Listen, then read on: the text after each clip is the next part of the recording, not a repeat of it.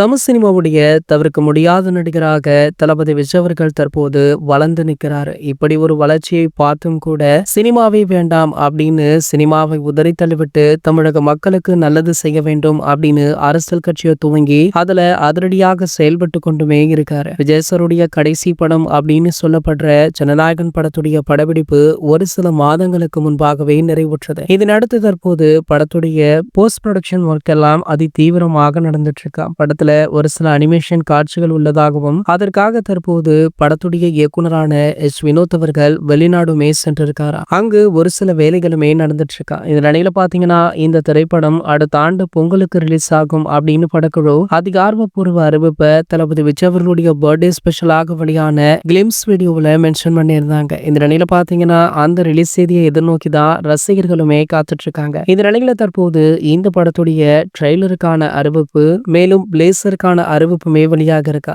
இது வர கிறிஸ்துமஸ் ஸ்பெஷலாக வெளியாக உள்ளதாக சொல்லப்படுது. இதற்கான அறிவிப்பு அடுத்த வார இறுதியில வெளியாகலாம் அப்படின்ற தகவல் சோஷியல் மீடியாக்கள்ல படும் வைரலுமே ஆகிட்டு இருக்கு. சரி, ஓகே, ஜனநாயகன் திரைப்படத்துடைய அப்டேட்டுக்காக உங்களை யாரெல்லாம் ஆவலுடன் காத்துட்டு இருக்கீங்க அப்படின்றத கீழே உள்ள கமெண்ட் செக்ஷன்ல கமெண்ட் பண்ணிட்டு நம்மளுடைய சேனலை மறக்காம சப்ஸ்கிரைப் பண்ணிக்கோங்க.